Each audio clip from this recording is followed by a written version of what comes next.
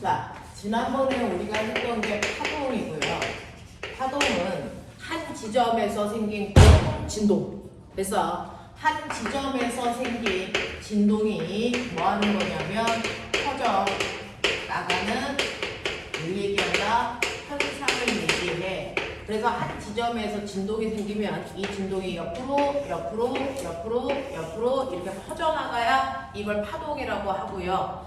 파동이 생긴 지점을 우리가 뭐라 그러냐면 파원이라고 해. 그래서 파원에서 생긴 진동이 옆으로 퍼져나가는 현상을 파동이라고 하고요. 옆으로 퍼져나가는 파동의 형태를 띠고 있는 대표적인 예는 뭐가 있냐면 소리 같은 게 있고요. 그 다음에 물결이라고 하는 파도가 있고요.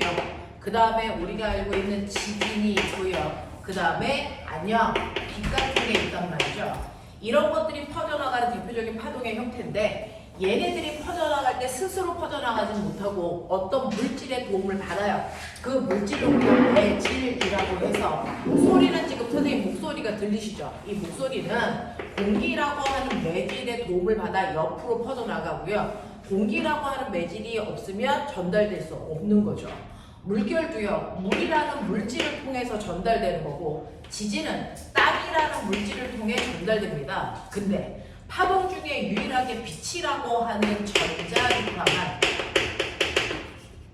어떤 매질의 도움도 받지 않고 직접 갈 수 있는 유일한 파동이다 라고 얘기했었어요.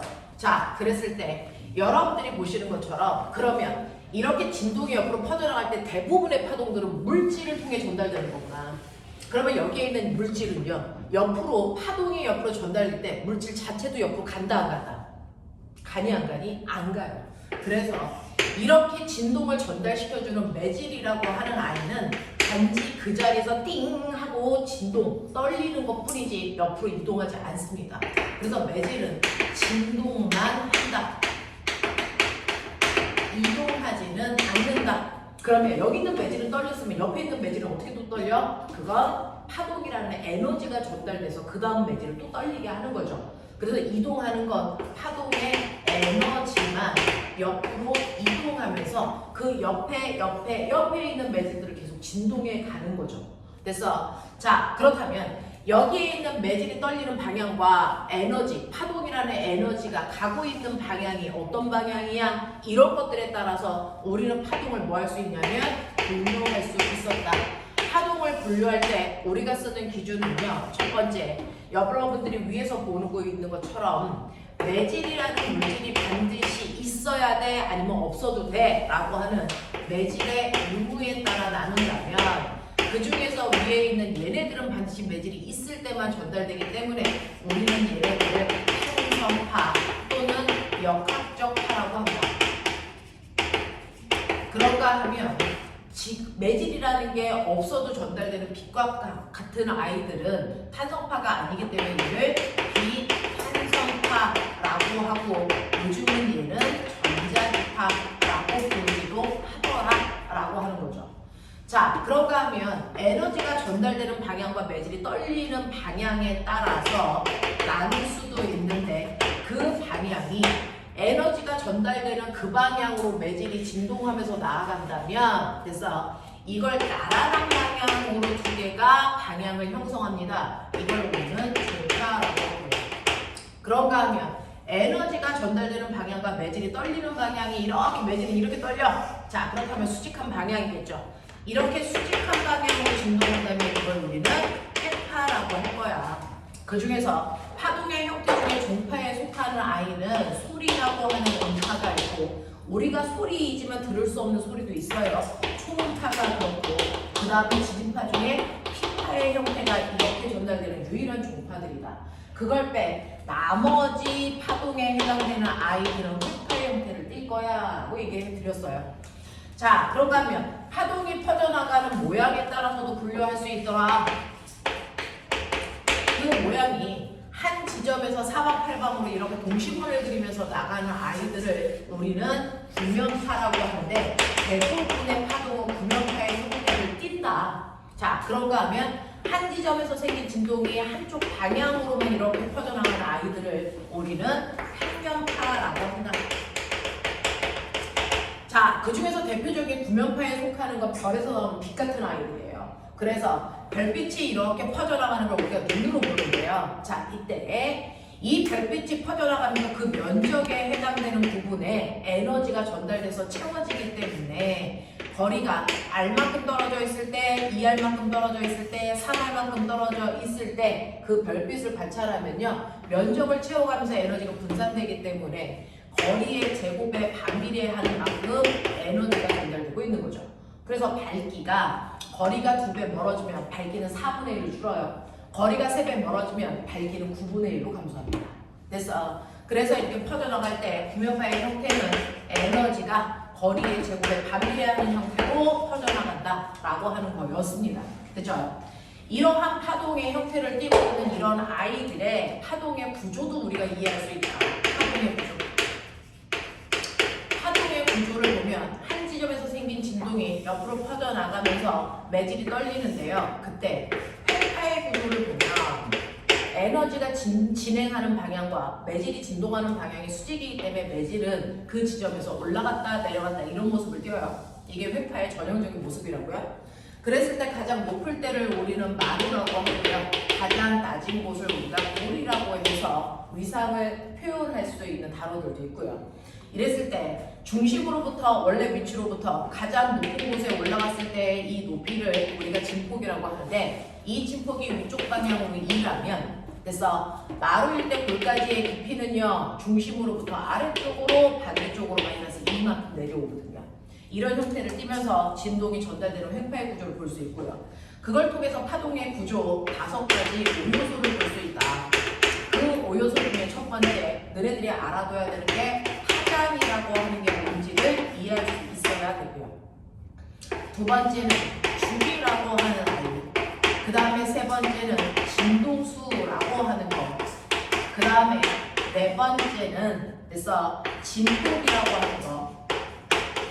그 다음에 마지막 5번째가 속력이 되거라라고 하는 겁니다. 자, 그 중에서 파장이라는 건 같은 위상이 반복되는 최단 거리다. 그래서 마루에서 그 다음 마루까지의 최단 거리 또는 골에서 골까지의 길이니까 한 번 진동하는데 간 거리를 얘기하는 거죠. 자, 그래서 얘는 같은 위상이 반복되는 최단 거리라고 표현하고 당연히 달리는 모터가 만약에 얘 파장의 길이가 4m라면 4m 이렇게 표현하면 되고요. 이 파장을 기호로 우리는 람다라고 쓰더라라고 하고요. 그 다음에 주기라고 하는 건 한 번 진동하는데 걸리는 시간이거든요. 그래서 마루에서 그 다음 마루가 생길 때까지 걸리는 시간 또는 골에서 골이 생길 때까지 걸리는 최단 시간이나 같은 이상이 반복되는 최단 시간의 의미를 얘기한다. 그래서 얘 같은 경우에 한 번 진동하는데 2초가 걸렸다면 2초 이렇게 표현하겠죠. 됐죠?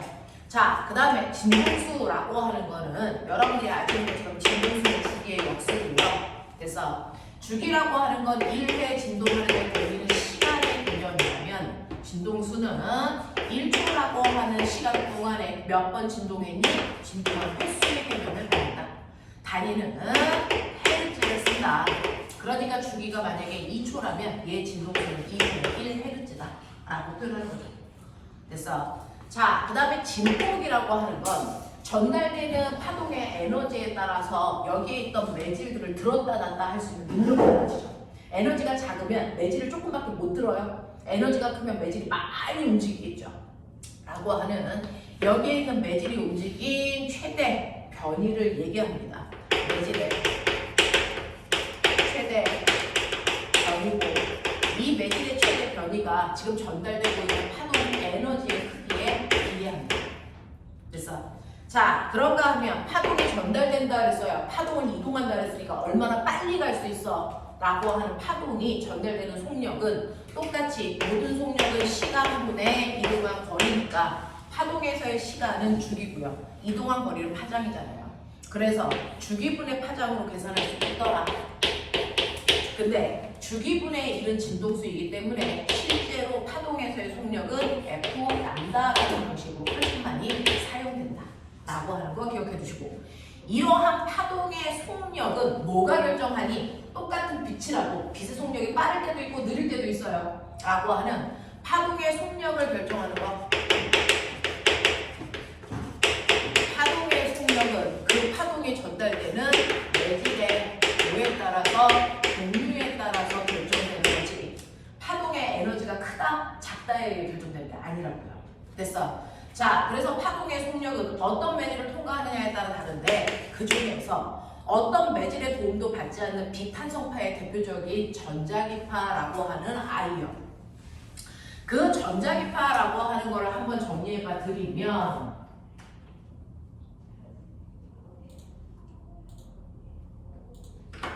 잠깐만.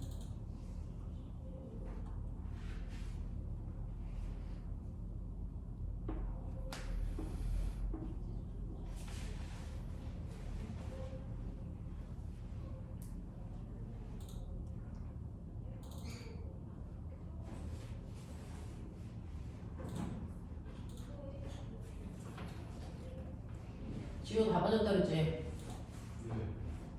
시험지 안 가져왔다 그랬지? 그렇지. 자, 이 파동의 속력 중에서 비탄성파에 해당되는 빛의 속력은 어떤 매질도 존재하지 않는 진공매질의 속력이 제일 빠르고, 그리고 매질이 있으면 오히려 빛에 전달되는 속력을 변화시켜요. 감소시키는 역할을 하기 때문에 기체, 액체, 고체로 갈수록 빛에 전달되는 속력이 느리다라고 하는 겁니다. 자, 그 중에서 기체 쪽으로 갈수록 입자가 듬성듬성 있고요. 고체 쪽으로 갈수록 입자가 빽빽하게 있기 때문에 우리는 빛이라고 하는 건 매질의 입자가 듬성듬성 있는 소한 매질에서의 전달되는 속력이, 자, 매질의 입자들이 빽빽한 이러한 매질에서의 전달되는 속력보다 훨씬 더 빠르다고 합니다. 되겠어? 자, 그러면서 이 빛의 속력이 제일 빠를 때가 진공에서라고 했으니까 이 빛의 속력이 제일 빠른 진공에서의 빛의 속력을 우리 뭐라고 한다? 이것만을 유일하게 광속이라고 해요.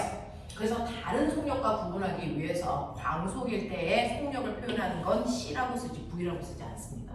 그럼 거꾸로 얘기하면 진공에서의 빛의 속력이 제일 빨라 이걸 광속이라고 한다면 빛이 공기 중이나 물속이나 고체에서 빛이 전달될 때 그 속력은 광속이라고 할 수 없다라는 겁니다.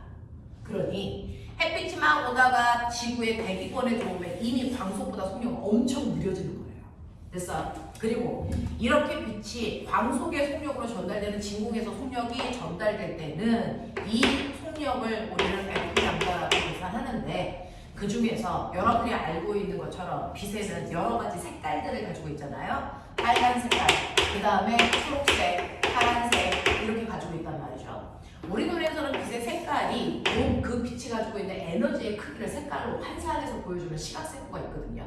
그 중에서 빨개 보이는 건 빛의 에너지가 작기 때문에 빨개 보이는 거예요. 에너지가 작으면 진동수도 작습니다. 됐어? 그래서 빨간색의 진동수를 1이라고 하고요. 초록색의 진동수를 10이라고 하고 파란색의 진동수를 100인 아이를 파란색으로 우리가 보고 있다면 이 아이들의 파장의 길이는 어떻습니까? 이거 파장의 길이가 됐어? 진동수가 작은 애는 파장이 길어요. 진동수가 큰 애는 파장이 짧다. 그래서 얘네들이 진공 속을 통과해 올 때 속력은 에너지의 크기와 상관없이 항상 일정하다 이렇게 말씀드렸어요. 이게 광속 불변의 원리고요. 됐어? 자, 이런 식으로 된다는 거 기억하시면서 그렇다면 진동수하고 파장은 광속일 때 반비례하는 거구나. 그래서 진동수 F는 람다분의 C로 대치해서 쓸 수 있구나라고 하는 것도 기억. 되겠어? 자, 그런가 하면 비탄성파에 해당되는 빛은 이런 성질을 가지고 있다면 탄성파에 해당되는 애들은 어때? 라고 하면 케이스 바이 케이스예요. 파동의 종류에 따라 다 다른데 그 중에서 두 번째 소리라고 하는 탄성파의 대표적인 아이는요, 매질이 없는 진공에서는 전달될 수가 없고요. 당연히. 자, 매질이 빽빽한 고체에서의 속력이 제일 빠르고 그 다음에 고체, 그 다음에 기체고요. 빛하고 전달되는 속력 차이가 정반대로 나타난다.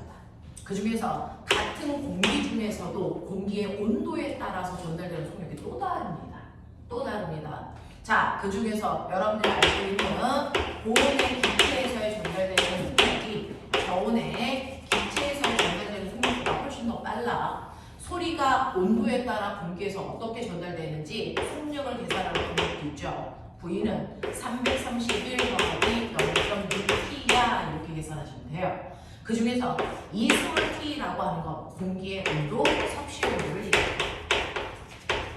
그리고 우리가 보편적으로 음소옥이라고 하는 거예요. 그래서 공기의 온도가 15도일 때 평균 소리의 속력을 얘기한다. 그래서 평균 15도일 때 소리의 속력을 340m/초라고 하죠. 이게 우리가 얘기하는 평균 음속을 얘기하는 겁니다. 그래서 자, 그런가 하면 세 번째로 여러분들이 알고 있는 줄을 튕겨도 그 줄에서 파동이 전달됩니다. 이 줄에서의 파동이 전달되는 속력은요, 루트 2분의 T로요.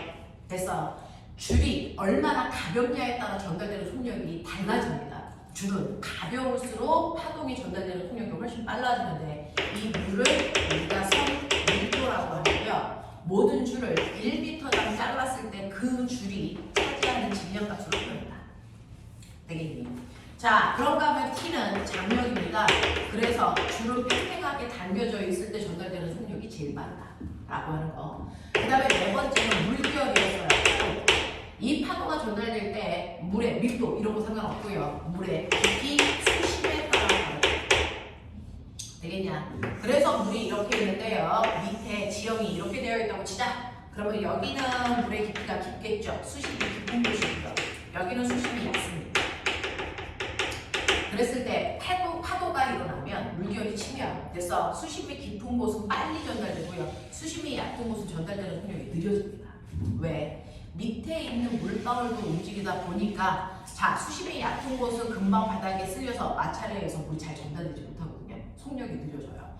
그래서 물은요, 깊은 곳에서의 전달되는 속력이 얕은 곳에서 전달되는 속력보다 훨씬 더 빠릅니다.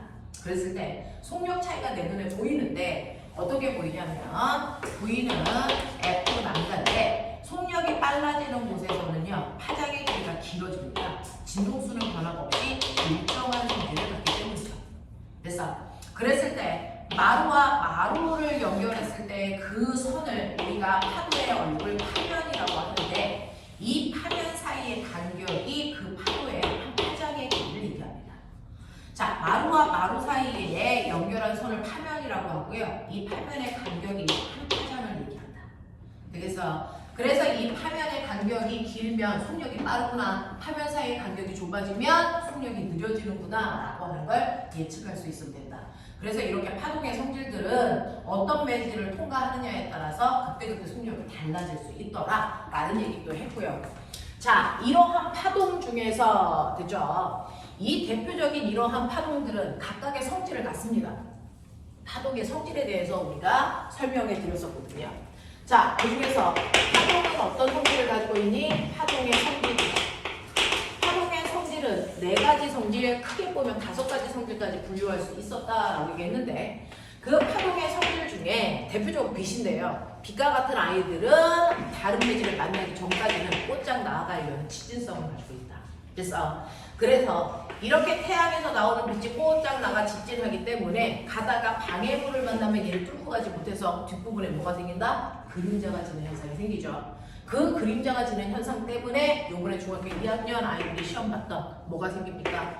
하늘에서의 식현상이 생깁니다. 그래서 여기가 이렇게 지구입니다. 지구에서 내가 보고 있는데 이렇게 태양과 지구 사이에 간격이 있으면 햇빛이 가려져서 태양이 떠있지만 지구에서 태양이 없는 것처럼 가려지는 현상이 생기죠. 일식현상.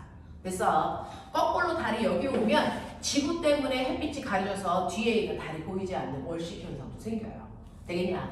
그래서 빛이 직진하기 때문에 이렇게 식현상들이 생기고 그림자지는 현상이 생긴다라고 하는 거 기억하고 있고요. 두 번째, 파동의 성질 중에 두 번째 성질은 바로 우리가 알고 있는 반사라는 성질이 있고요. 이 반사가 일어날 때 그냥 일어나는 게 아니고 여기 안에도 규칙성이 있다. 그 규칙성을 우리는 반사법칙이라고 합니다.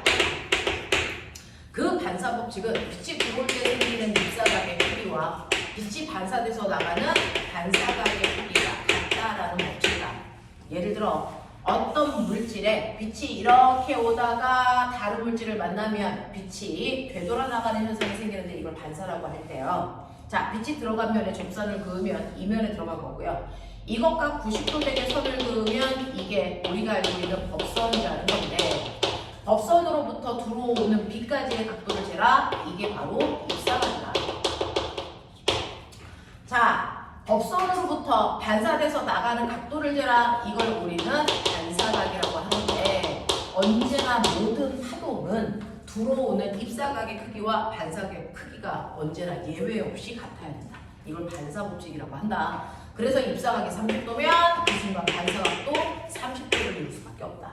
자, 근데 문제는 항상 입사각과 반사각의 크기는 똑같은 건 규칙성인데요. 이때 표면이 매끄러우면 빛은 나란하게 이렇게 들어오기 때문에 매끄러운 면에 어느 곳이나 입사각은 다 30도일 수밖에 없어요.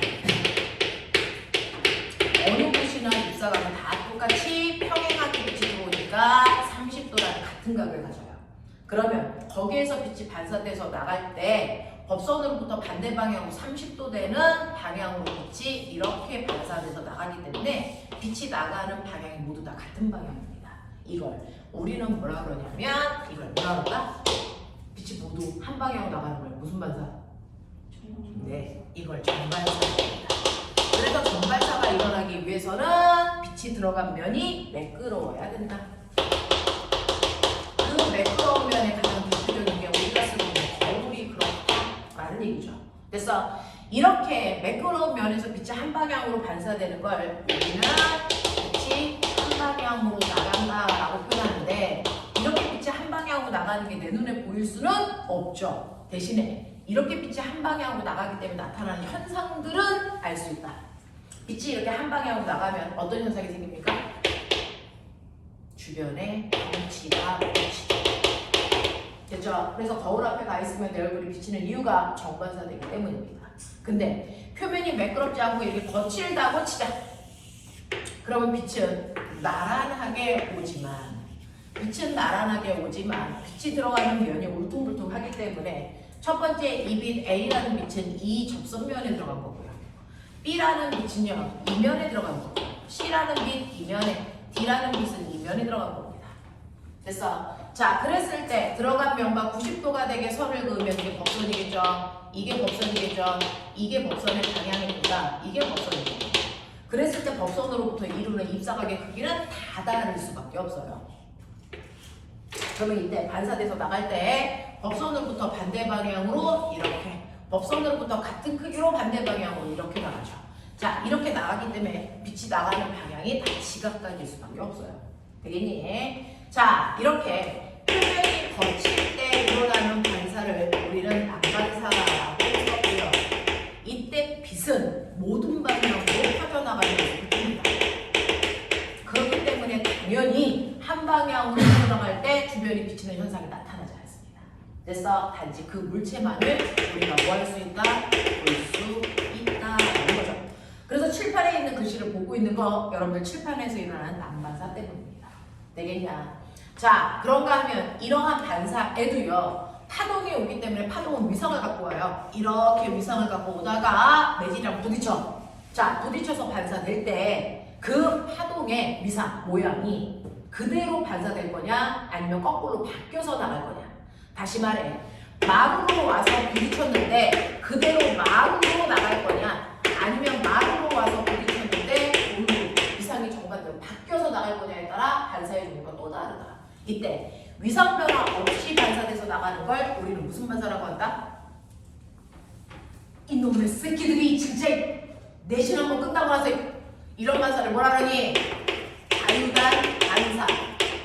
그래서 위상이 정반대로 바뀌어서 나가는 걸 우리는 고정단 반사라고 합니다. 그 중에서 자유단 반사와 고정단 반사는 어떨 때 일어나요? 라고 얘기를 하면 예를 들어서 여기가 공기 중이고 여기가 물이잖아. 그러면 공기 중에서 빛이 이렇게 오다가 물이라고 하는 다른 매질을 만났을 때요, 반사돼서 나가는데 이때 공기라는 매질은 빛이 전달되는 속도가 빠른 매질이고요, 물이라는 매질은 빛이 전달되는 속도가 느린 매질이잖아요. 느리다는 건 진동을 잘 못한다는 얘기예요. 그래서 진동이 자유로운 매질에서 진동하기 어려운 매질을 만나면 이때 일어나는 반사가 바로 고정단 반사다. 그때 위상이 정반대로 바뀌어서 간다. 알겠어? 그래서 우리는 쉽게 얘기하면 이거 속력이 빠른 쪽을 아까 소함 매질이라고 했고요, 속력이 느린 쪽을 미람 매질이라고 했어요. 기억나? 그래서 소한 매질에서 미단 매질로 갈 때 고정단 반사가 일어난다면 거꾸로요. 물속에서 빛을 쏴가지고 공기랑 만났을 때 반사돼서 나가는 빛도 있겠죠. 그래서 이럴 때는 위상 변화 없이 나갑니다. 거꾸로 진동하기 어려운 매질에서 진동하기 쉬운 매질을 만났을 때 일어나는 반사가 바로 자유단 반사다. 되겠어? 이렇게 표현한다. 그래서 반사의 종류는 정반사와 난반사도 있지만 자유단 반사라고 하는 단위와 고정단 반사라고 하는. 그래서 위상의 변화를 통해서도 나눌 수 있다.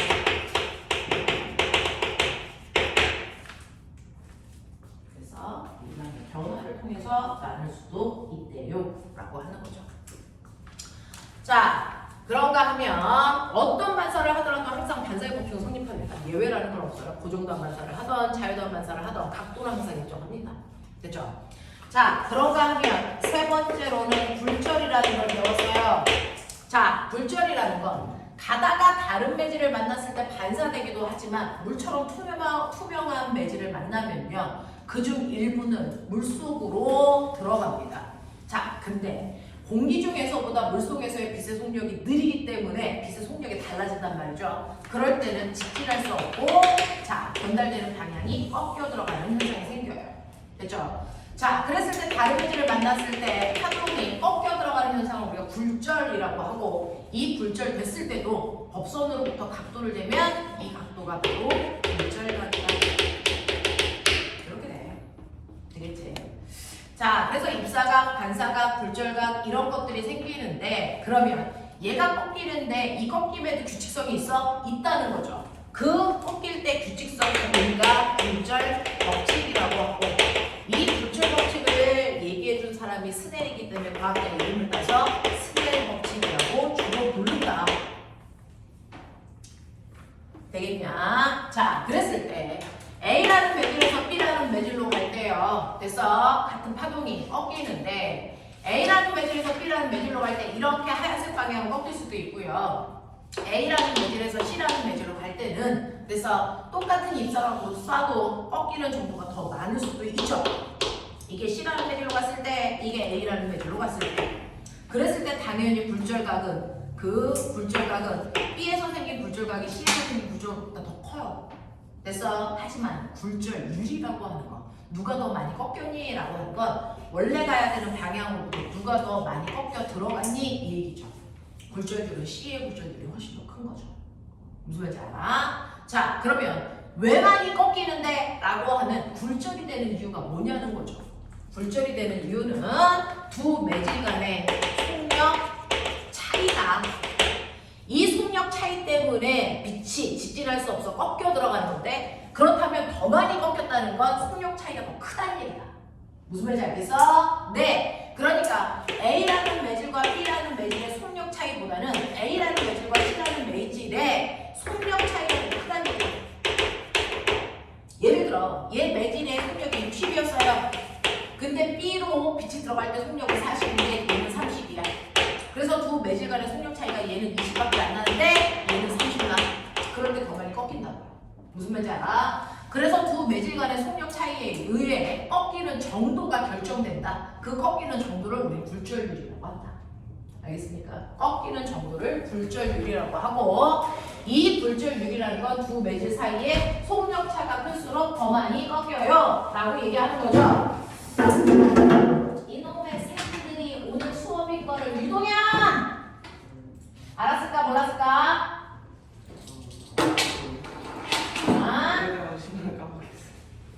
그 다음에 우리 진이상은 오고 있는 중이라는데 어디 오는 거야 이 새끼가.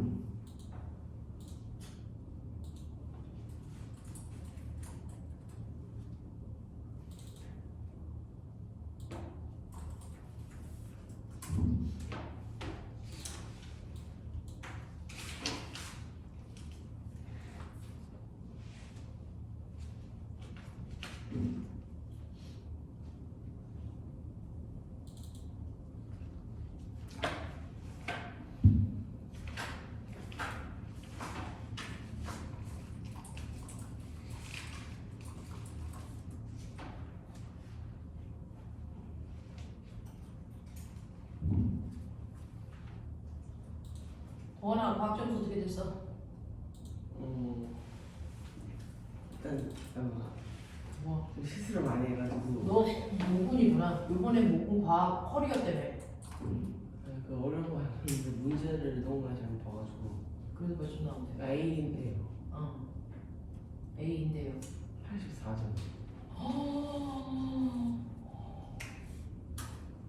허리구나 진짜.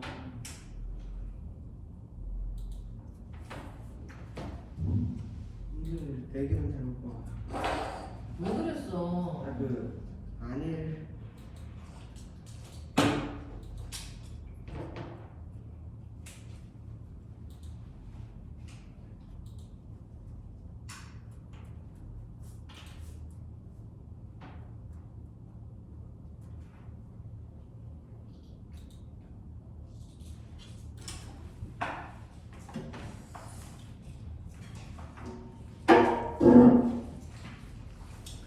자, 그래서 꺾이는 정도 굴절률은요, 두 매질 사이의 속력 차이에 의해서 결정된다. 그 속력 차이에 의해서 꺾이는 정도를 우리는 멋진 말로 굴절률이라고 하고 스몰 n으로 표현한다.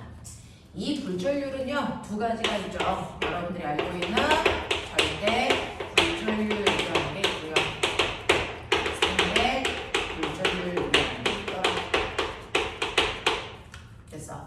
자, 절대 굴절률은요, 모두 진공에서 그 매질 속으로 들어갈 때 꺾이는 굴절률로 이거를 A 매질의 절대 굴절률 이렇게 돼요. 예를 들어 여러분들이 알고 있는 것처럼 공기의 절대 굴절률이라고 읽는다면 N 공기를 우리가 공기의 절대 굴절률 이렇게 읽는데 이건 진공 속에서 공기로 갈 때 속력 차이에 의해서 얼마나 꺾여라고 하는 걸 표현하는 거죠. 되겠어? 자, 그런가 하면 상대 굴절률은 N 공기 물 이렇게 쓰죠. 자, 이건 공기 중에서 물 속으로 갈 때 둘의 속력 차이에 의해서 꺾이는 정도를 표현하는 거다.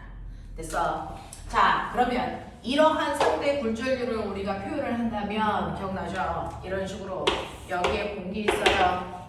여기에 물 있어요. 빛이 가다가 꺾여 들어갑니다. 일부는 반사돼서 나갑니다. 됐죠? 이런 모습을 띌 텐데 그 중에서 곡선을 그리시면 이만큼이 입사가, 이만큼이 반사가, 이만큼이 굴절각이다.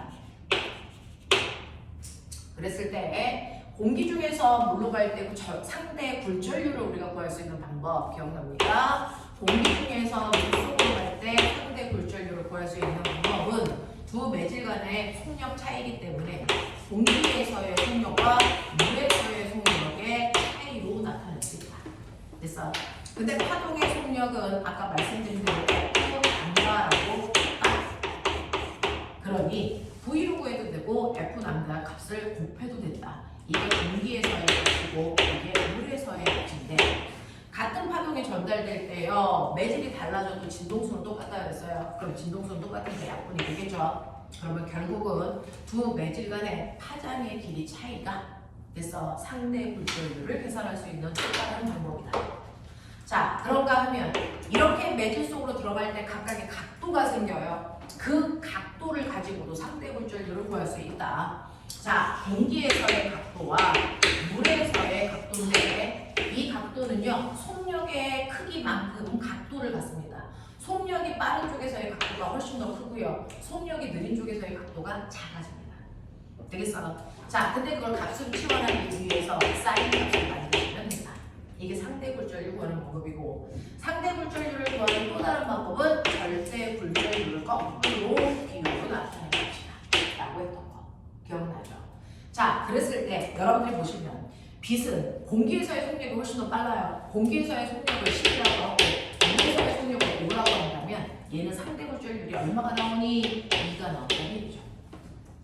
됐어? 네. 그런가 하면 어떤 물질을 빛을 쏘는데요. 내가 공기 중에서 어디로 쏠 거냐면 공기 중에서 유리로 쏴보죠. 빛을. 그렇다면 얘의 상대 굴절률은 V 공기, V 유리. 자, 공기에서의 빛의 속력 10이라고 했으니까 10이라고 할게요. 근데 유리에서의 속력은 물에서의 속력보다 빠를까 늘까? 빛이 물속을 통과할 때 속력이 빠를까? 유리를 통과할 때 속력이 빠를까?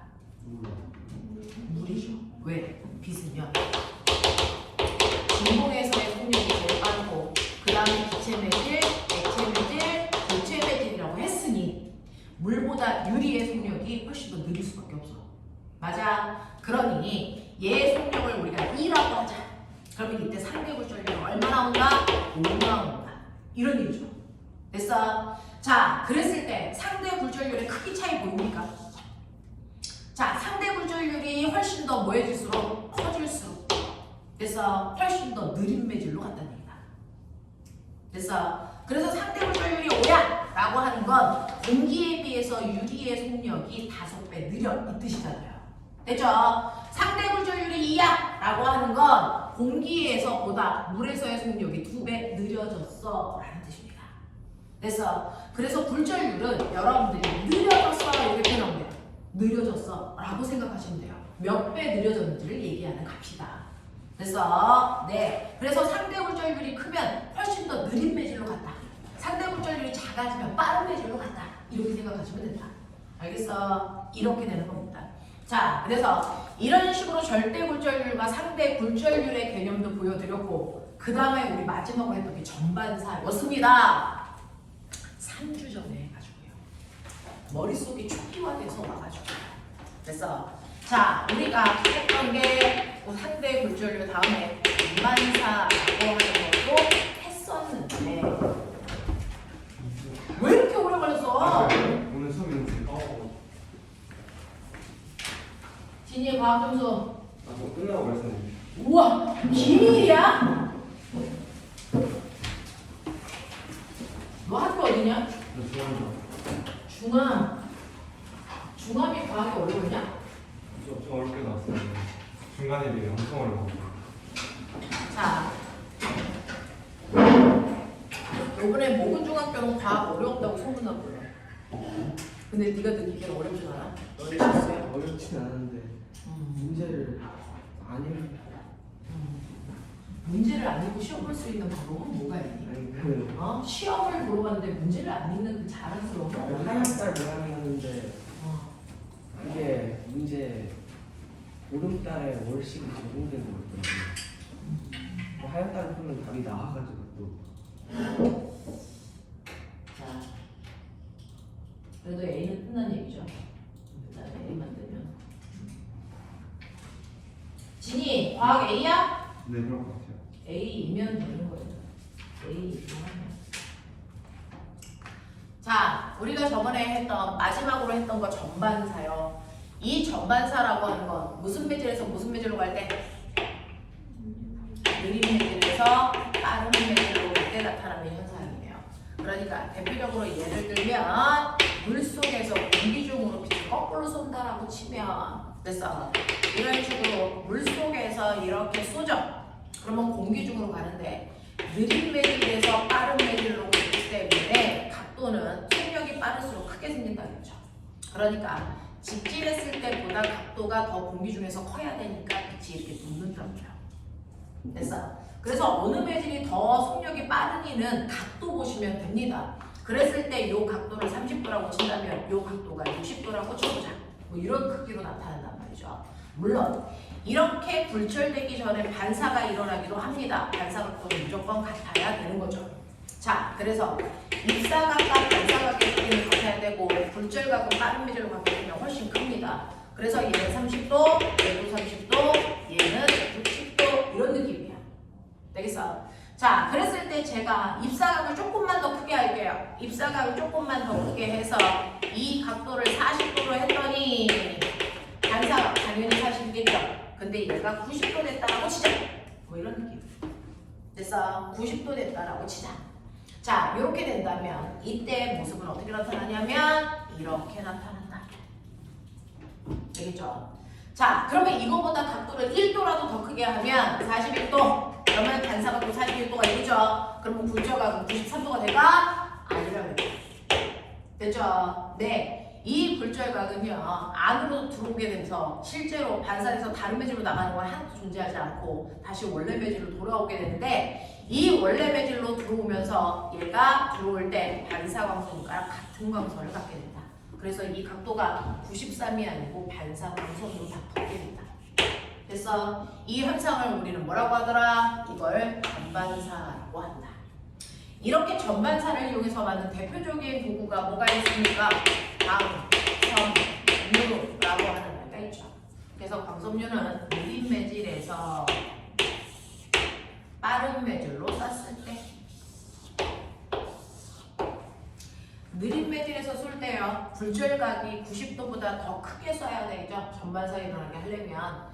자, 굴절각을 90도로 만드는 입사각을 우리가 멋진 말로 뭐라 그러냐면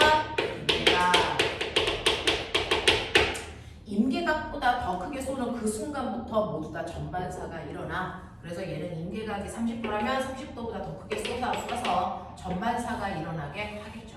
이런 식으로. 그래서 밖으로 빠져나가는 파동이 하나도 존재하지 않게끔 하는 거죠. 밖으로 빠져나가는 파동이 하나도 존재하지 않기 때문에 얘는 도청과 감청 같은 것들이 되지 않는다라고 얘기했고, 에너지에 전달되는 속도가 훨씬 더 빠릅니다. 왜요? 그동안은 전선을 사용했기 때문에 전자가 이동하는 속도로 전달됐다면 얘는 광선이잖아요. 전자를 쏘는 게 아니고 빛을 쏩니다. 그래서 빛의 속도로 전달되기 때문에 전달되는 속도는 훨씬 더 빠르다. 그리고 에너지의 손실이 없다. 이게 바로 광섬유의 특징이다. 되겠냐? 이렇게 했습니다.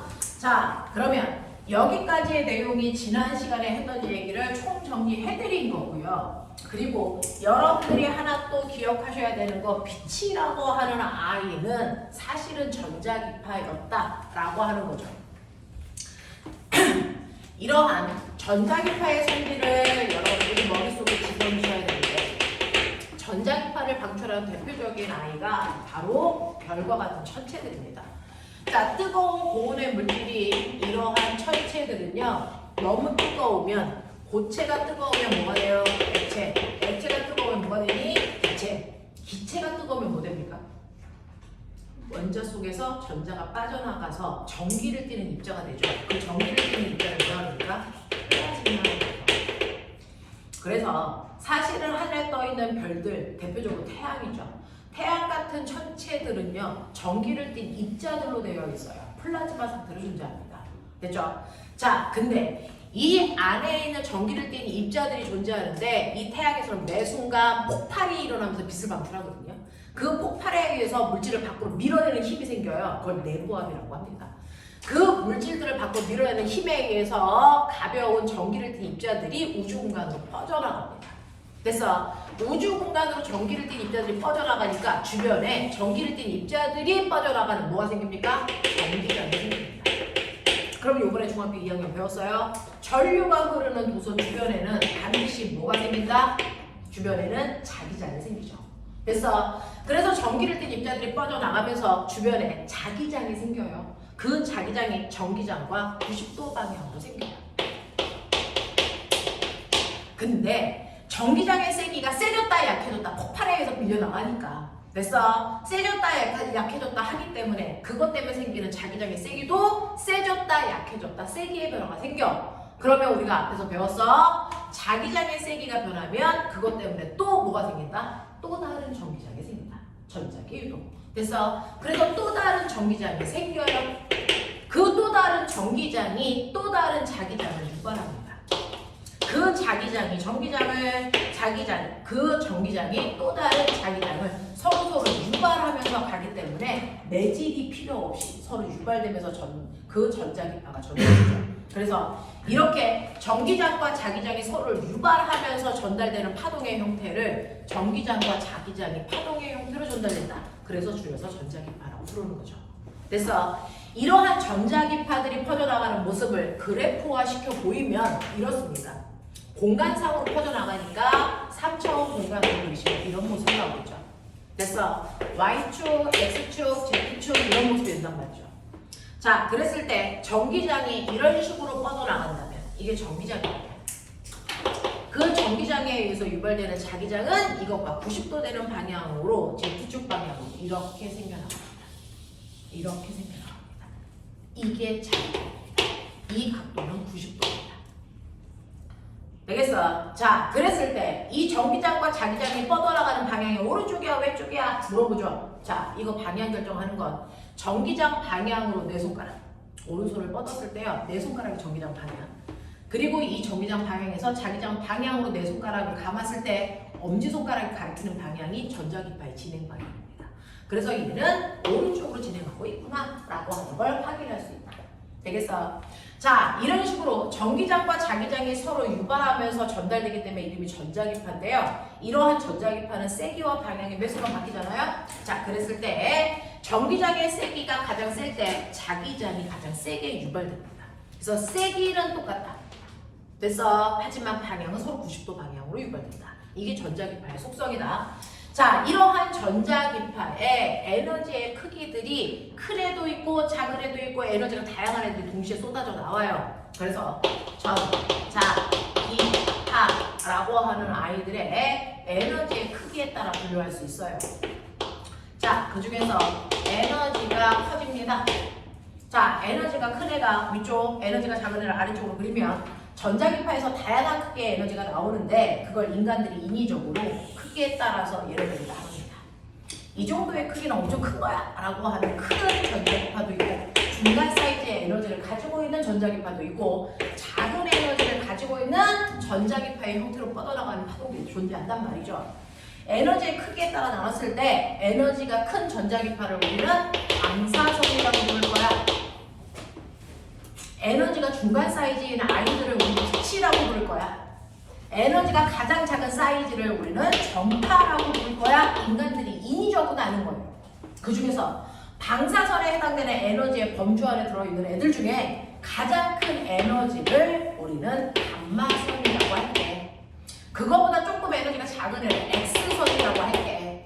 그래서 이 감마선은 주로 어디서 나오냐면 핵이 터질 때, 핵폭탄을 만들 때 나오는 에너지가 감마선이고요. 그 감마선이 지나갈 때 그 주변에 있는 생명체들의 세포들을 다 파괴됩니다. 그래서 죽는 거야. 그래서 이 감마선을 우리가 쓸 때가 있어요. 병원에서 씁니다. 항암치료. 암치료하는 마지막 단계가 방사선 치료거든요. 그때 쓰는 게 감마선이에요. 그래서 암에 걸린 세포만을 그래서 저 감마선으로 쏴서 그 세포만을 죽입니다. 이게 방사선 치료. 자, 그런가 하면 X선은요, 뼈가 부러졌을 때 여기는 엑스레이 촬영할 때 쓰는 그겁니다. 됐죠? 이것도 병원에서 쓰는 거고요. 자, 그런가 하면 병원에서 X선 촬영하는 거 말고 또 X선 어디서 씁니까? 공항에서 씁니다. 공항에서 여러분들이 여행 갈 때 가방 큰 거 싸잖아요. 그럼 그 가방 속에 혹시나 폭탄이나 총 같은 게 들어있는지를 확인해야 될 거 아닙니까? 그랬을 때 이 가방을 열지 않습니다. 뭐 엑스레이 촬영 기계 안에 쑥 지나갑니다. 그럼 가방 속에 뭐 들어있는지 다 볼 수 있거든요. 그래서 우리는 공항에서 수압을 확인할 때 쓰는 온도로도 씁니다. 되겠죠? 자, 그런가 하면 빛에도요. 그 빛이라고 하는 중간 사이즈 안에서도 빛의 크기에 따라서 나눕니다. 그 빛 중에서 그나마 에너지가 큰 애가 자외선. 가운데가 가시광선. 이 중에서 에너지가 제일 작은 애를 적외선이라고 부른다.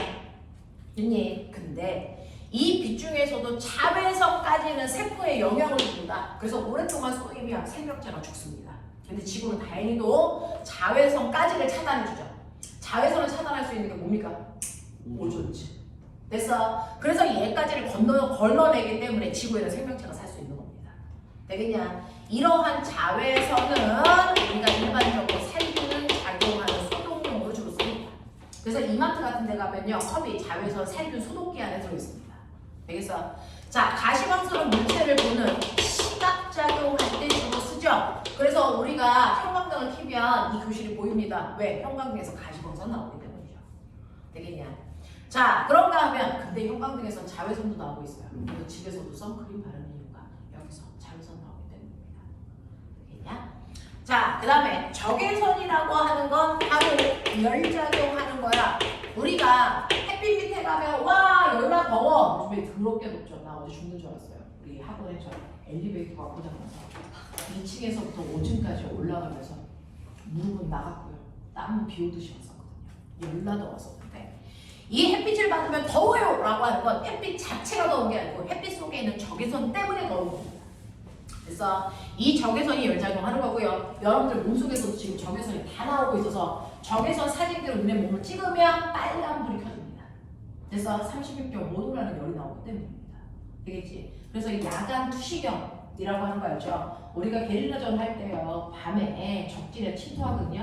근데 밤에는 적군도 나를 못 보지만 나도 안 보여요. 가시광선이 없기 때문에. 그럴 때 적분을 보기 위해서 우리가 야간 투시경이라는 걸 쓰는데 그게 적외선 감지 안경입니다.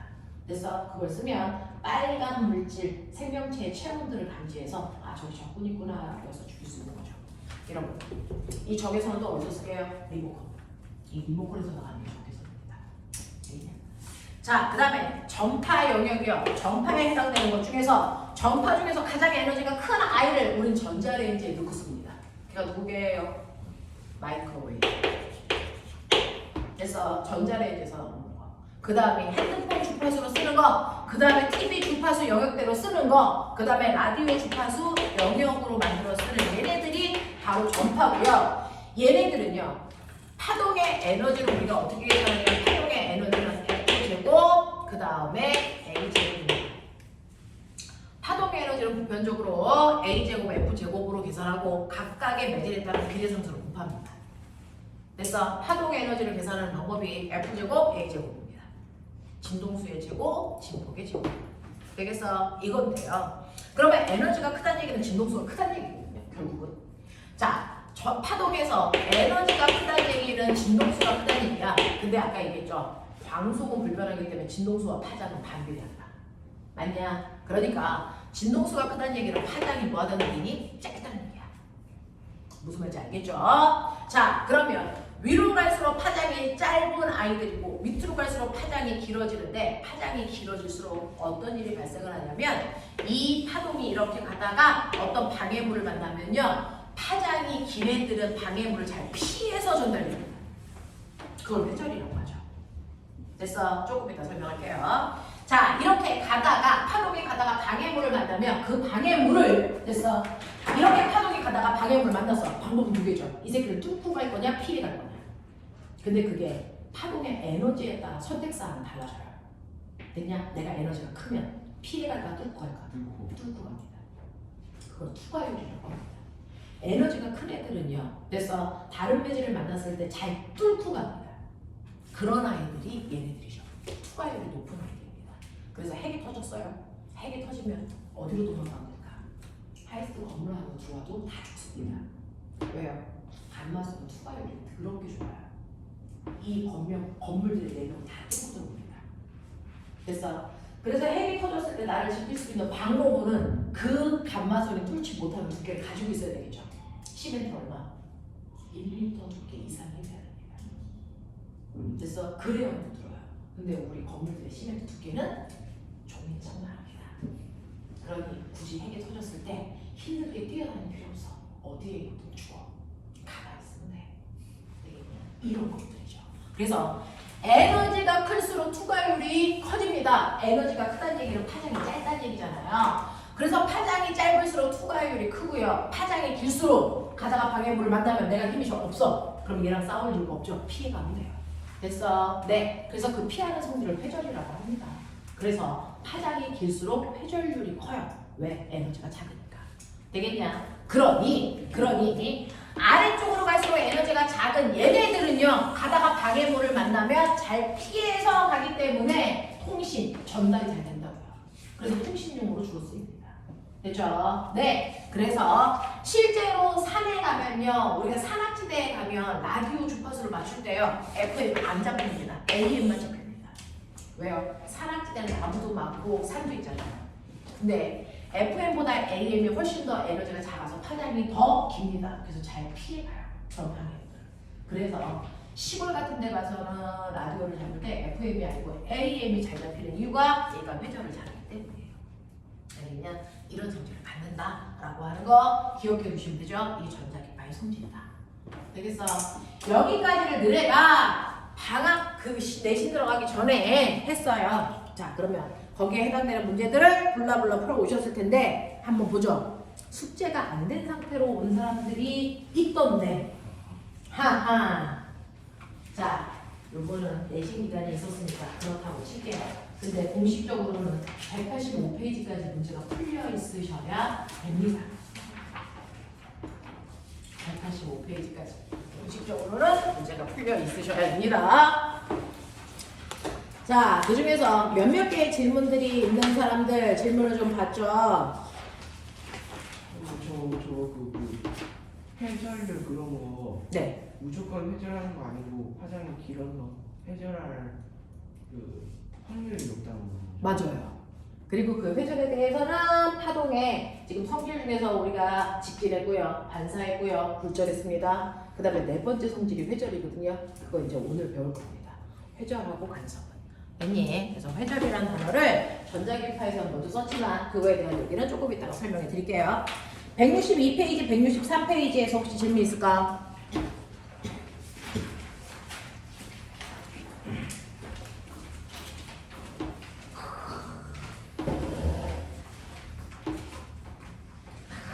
깨끗한 집밥. 뒤에. 와, 이거는 파로 되겠다 이 새끼들아. 한. 언니. 진짜 성실한 새끼들만 숙제를 해왔구나. 우리 준호는 성실할까?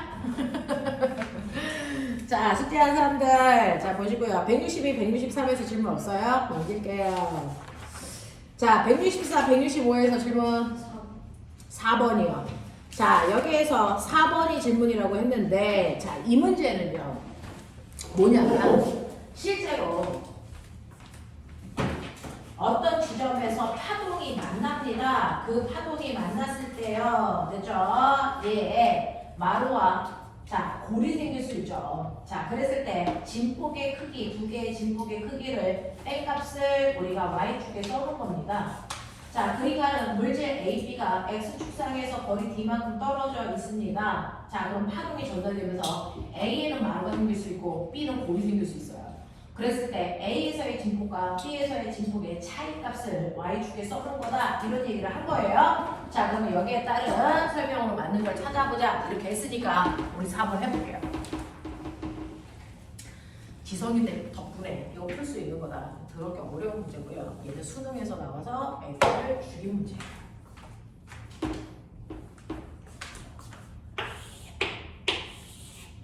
저번에 2월 달에 물리 이제 올림피아드가 형태가 바뀌어서 올해부터 물리 올림피아드 형태가 엄청 많이 바뀌었잖아요. 원래 물리 올림피아드 1년에 한 번 봤다가 1년에 2번 보는 걸로 바뀌고 그 다음에 물리 올림피아드가 물리 인증제로 바뀌면서 그래서 2월 달에 한 번 아이들 선발대로 봤었거든요. 지금 현재 이제 영재 데뷔하고 있는 친구들이 데리고 봤습니다. 썼는데 그 중에서 어떤 애가 물리 5밖에 안 했었는데 2월달에 올림피아드 보고 있다고 해서 봤거든요. 근데 역학 점수는 100점 만점에서 역학이 50점이었어요. 그 역학 점수는 역학 문제는 되게 많이 어려우니까 물투를 안 했으니까 성적이 되게 저조하게 나오는데 파동은 12점 만점이었는데 파동을 전체를 다 맞췄어요. 왜냐면 물리 1 파동과 물리 2 파동의 차이가 별로 없거든요. 지금 하고 있는 내용은 물투에서 쳤다는 거예요. 됐어. 그래서 파동은 지금 하고 있는 내용이 다예요. 그 정도만 기억하시면 돼요. 근데 이게 물투에서도 또 나옵니다. 자, 그러면 여러분들이 보시는 것처럼 얘네들 모습이 이런 식으로 나왔다. 이런 식으로 나와서 Y축은 진폭이 아니고요. A의 진폭에서 B의 진폭을 뺀 값이에요. 그래서 A의 진폭에서 B의 진폭을 뺀 값이고 이 I의 원래 진폭을 Y0라고 한다면 이때 이 진폭값이 2Y0. 그 다음에 여기는요. 여기는 마이너스 2Y0 이렇게 하겠다라고 하는 거예요. 그래서 어떤 파동이 퍼져나가는데 자, 이 파동이 퍼져나가는 두 지점을 잡은 거예요. A지점, B지점 두 지점 사이의 거리는 D. 자, 그랬을 때 파동이 많이 또 오겠죠.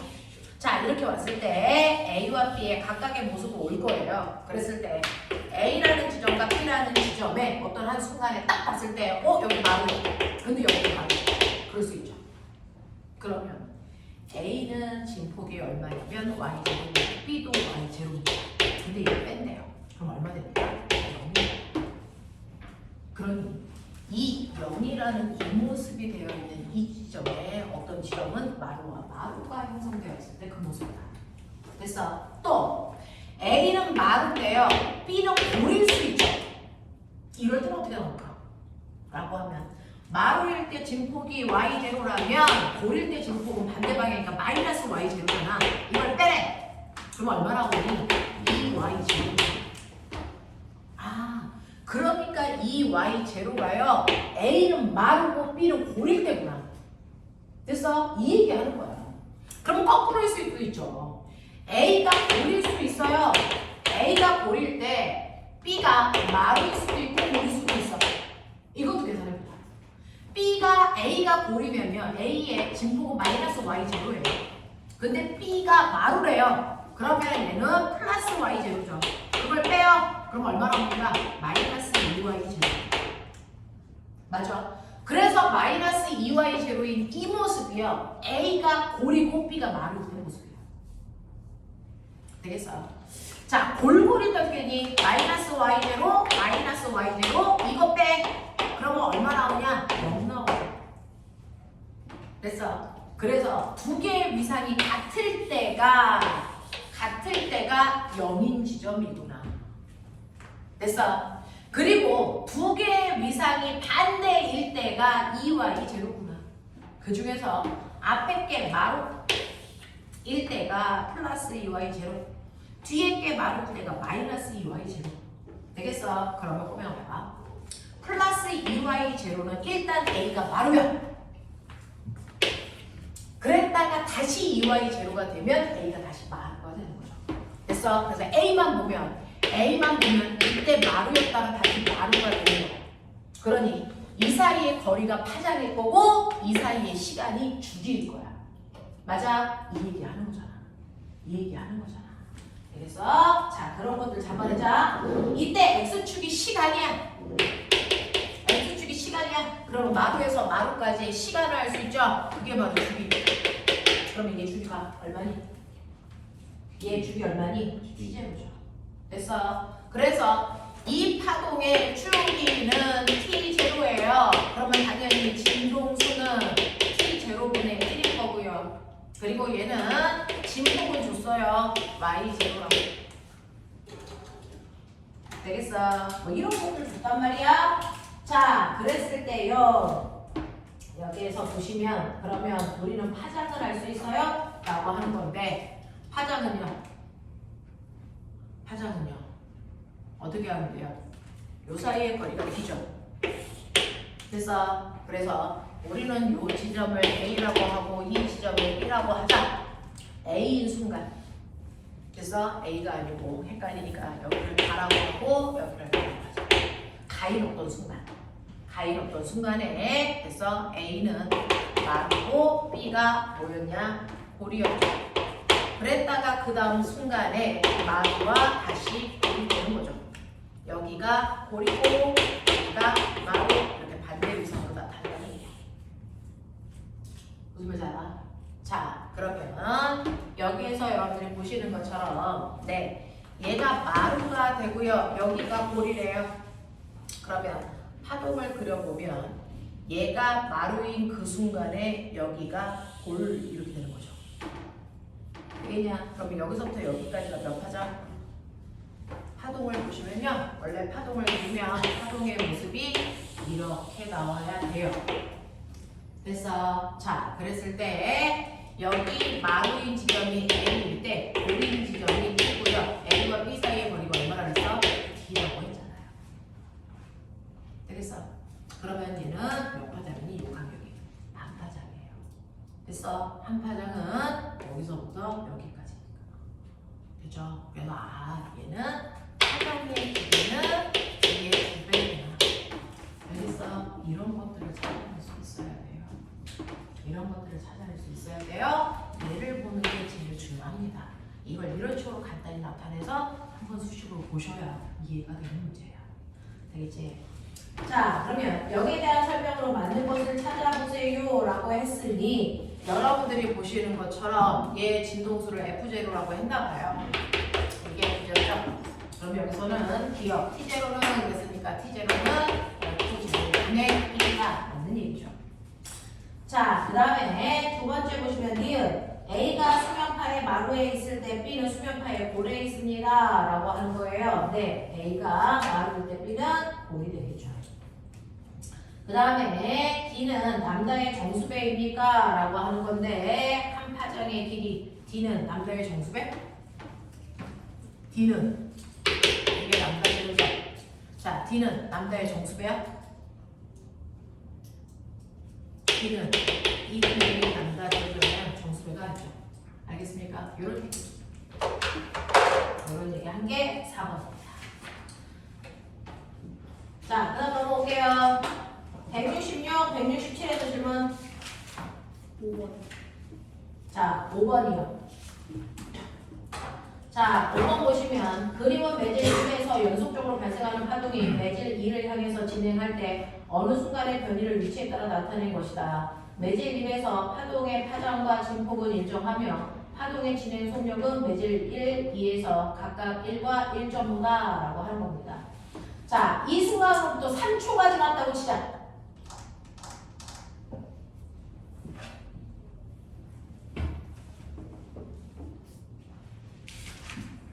자, 3초가 지난 순간 이 파동의 모습을 바르게 그린 것을 찾아보세요 라고 하는 거예요.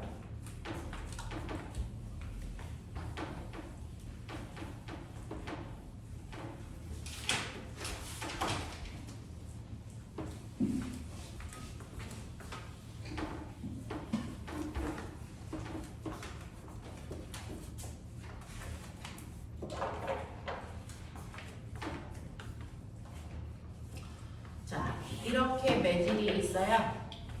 매질이 이렇게 있는데 매질 1과 매질 2 물과 공기처럼 매질이 달라요. 그러면 똑같은 빛을 쏘더라도 얘네들의 전달되는 속력이 다르게 나타나겠죠. 자, 그랬을 때 여러분들 보시면 여기가 거리입니다. 자, 그랬을 때 매질 1에서의 속력은 얼마여야 되냐면 1m/초야. 자, 이 속력을 어떻게 구하는 거냐면 F 난다야. 맞냐? 또는 T분의 난다야. 자, 그러면 매질 1에서의 속력이 1이라고 했으니까 얘 빨리 보시면 얘 이런 모습으로 전달되고 있어요. 자, 여기까지의 거리가 얼마냐면 여기까지의 거리가 2m예요. 됐죠? 네, 거리가 2m예요. 그럼 파장이 2m란 얘기죠? 주기 얼마입니까? 1초여야죠. 됐죠? 그래야 속력이 1 나옵니다. 요 얘기잖아요. 그렇죠? 얘는 한 파장의 길이가 2입니다. 그러면 얘는 주기가 2초라는 얘기입니다. 이 모습이야. 자, 그럼 지금부터 지금은 이 모습인데 3초 지나면 3초 지나면 됐죠? 자, 여기서 여기까지 가는데 2초 걸리면 여기서 여기까지 오는데 몇 초 걸리니? 이게 1초 동안에 움직이는 모습이야.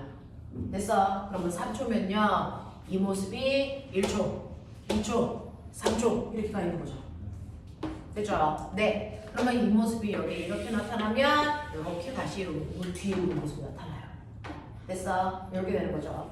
그래서 3초 지난 모습을 여러분들이 보시면 앞에는 얘와 같은 모습이 나타나야 돼. 무슨 말인지 알지? 네, 이 모습이 나타나야 되고요. 자, 그리고 나서 그 2번 매질도 보시면 2번 매질에서의 속력은 1.5야. 자, 근데 2번 매질의 모습을 보시면요 1.5니까 얘는 진동수는 변화가 없을 거잖아요. 진동수가 변화가 없다는 얘기는 주기가 똑같다는 얘기거든요. 그래서 얘 2배 얼마여야 되니? 3이어야 되죠. 그래서 진동수가 변화가 없다는 얘기는 주기의 변화가 없다는 얘기예요. 같은 말이거든요. 그래서 얘 주기는 그대로 2초인데 파장의 길이가 3이 돼야 된다 하는 거죠. 그럼 파장이 훨씬 더 길어야 돼요.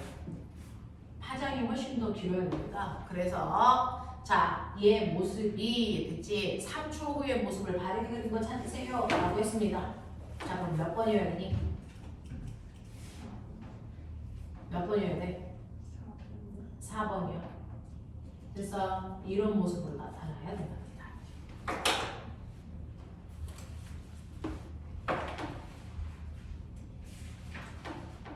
되겠어? 자, 그 다음에 168, 169에서 질문.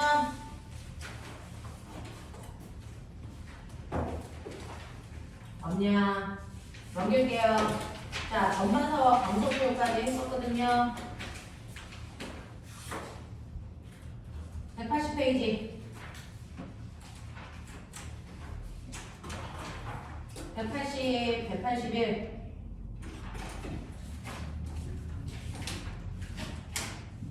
괜찮아? 넘길게.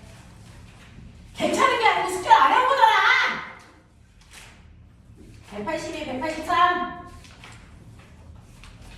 돼요?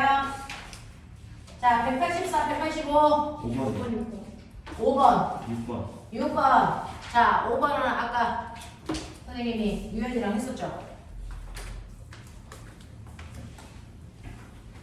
이거 전반사예요.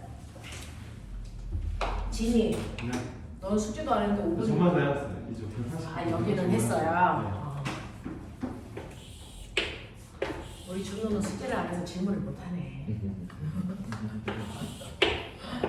자, 전반사요. 전반사는요, 당연히 느린 물질에서 빠른 매질로 가는 거니까 여기가 느린 물질이고 여기가 빠른 매질 플레이로.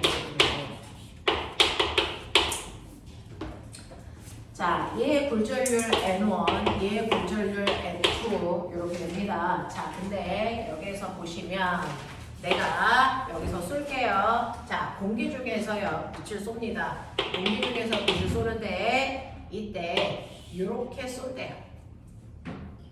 그러면 얘는 입사각이 얼마냐면 I예요. 그래서 얘가 여기서 한번 굴절해서 이렇게 들어갑니다. 자, 이렇게 들어갔는데 여기서 전반사에서 이렇게 오는 모습이야. 자, 전반사를 했기 때문에 적어도 요 각이 임계각보다는 커. 됐어. 근데 보면 여기에 있는 이 각을 I라고 하고 이거를 Y라고 하자. I와 Y 사이에 어떤 관계가 있을까? I와 Y 사이에 어떤 관계가 있을까? 문다현, 지금이 몇 시야?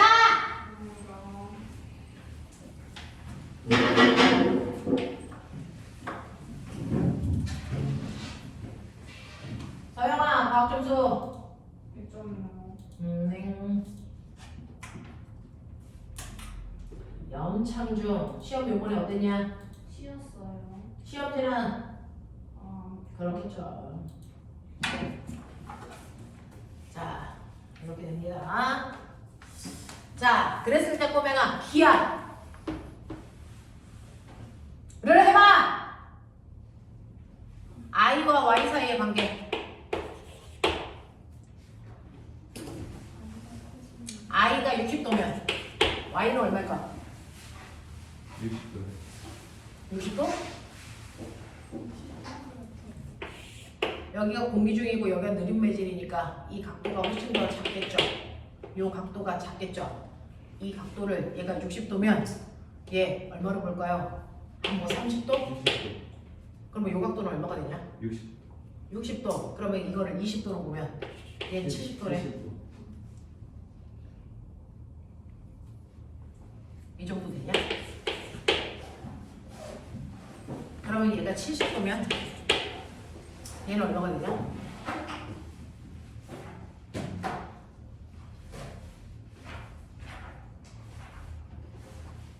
그러면 얘가 커지면 얘 각도가 어떻게 돼야 되냐? 작아요. 얘 작아지죠. 네. 됐어요. 얘가 커지면 얘가 커져야 되거든요. 그럼 이 각도는 작아지죠. 작았어. 됐어. 그래서 I가 커지면 Y도 작아지는 관계. 맞냐? 이런 관계를 가져요. 자, 근데 적어도 Y는 임계각 이상이어야 됩니다. 임계각 이상이어야 되는 거죠. 그래서 이런 관계를 갖는다. 자, 그랬을 때 보시면요. 여기에서는 여러분들이 보시는 것처럼 코어는 느린 매질. 자, 이게 코어. 이게 클리딩. 얘는 빠른 매질. 얘 느린 매질. 얘 빠른 매질. 당연히 빠른 매질 쪽에서의 굴절률이 느린 매질 쪽에서의 굴절률보다 클까 작을까? 굴절률은요, 속력이 느릴수록 크게 나타나요. 맞아. 이렇게 되는 거. 속력이 느리면 굴절률은 크다. 알겠어? 속력과 굴절률은 반대야. 머릿속에 넣어. 이런 관계를 가져. 우리 지금 184페이지 5번 하고 있어, 서영아. 자, 단색광의 속력은 코어에서가 클레딩에서보다 작다. 네. 이 빛의 속력은 코어에서의 속력이 클레딩에서보다 뭐합니까? 작아요. 라는 얘기입니다. 1번 만들어보기고요. n원을 크게 하면이라고 했습니다. n원을 크게 한다는 얘기는 굴절율은요 속력이 느릴수록 커져요. 근데 n원을 더 크게 한다는 건 더 느린 매질로 바꾼다는 거야. 그래서 지금은 얘 속력이 느려서 빛의 속력이 얼마냐면 5고요. 얘는 빛의 속력이 10이라고 치자. 근데 얘 속력을 더 느린 걸로 만든대. 2. 얘 그대로 10. 그러면 둘의 속력 차이가 더 크게 나죠. 네. 둘의 속력 차이가 커지면 커질수록 임계각의 크기는 뭐합니까? 작아져요. 그래서 그러니까 전반사 하기 위해서 y값을 줄일 수 있다는 거죠. y값을 줄일 수 있다는 얘기는 i값을 뭐하게 할 수 있다는 거야? 크게 할 수 있다는 얘기죠. 되겠습니까? 이 얘기 하는 겁니다. 그래서 i값은 커져요 라고 하는 거고요. 자, n2를 작게 하면 거꾸로 n2를 작게 한다는 얘기는 얘는 그대로 5였어. 근데 n2를 작게 한다는 얘기는 속력을 더 빠른 매듭으로 바꿔 물질로. 그러면 10이 아니고 얘를 20으로 바꿔. 이런 얘기야. 그래도 속력 차이는 더 커져. 그러면 임계각은 더 작아져. 알겠어? 그러니 y값을 더 줄일 수 있으니까 i값은 더 크게 할 수 있어. 이런 얘기야. 네.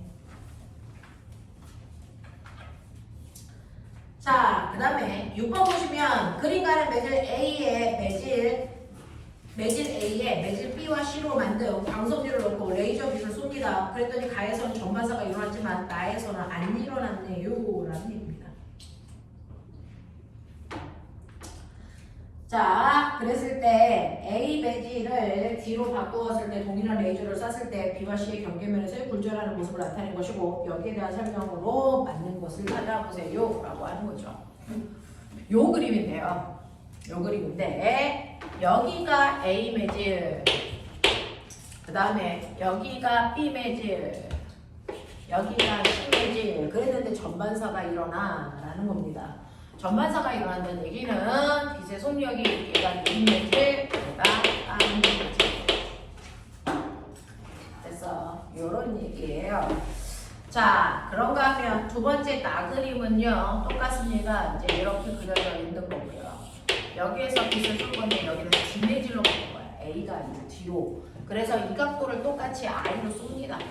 이 각도가 쟤랑 똑같이 I야. 그러면 여기서 굴절을 할 거잖아요. 이렇게 굴절을 할 겁니다. 자, 그랬을 때요. 여기에서는 전반사 하지 못하고 이렇게 굴절해서 나간다. 이런 모습이 나타나고 있어요. 여기가 B매질, C매질. 자, 얘네들은 똑같이 B매질, I매질. 그러면 적어도 여기가 I고 여기가 Y일 때 Y하고 서로 반비례하는 관계가 있는데요. 내가 여기를 60도로 쏘니까 여기가 20도고 여기가 70도가 돼요.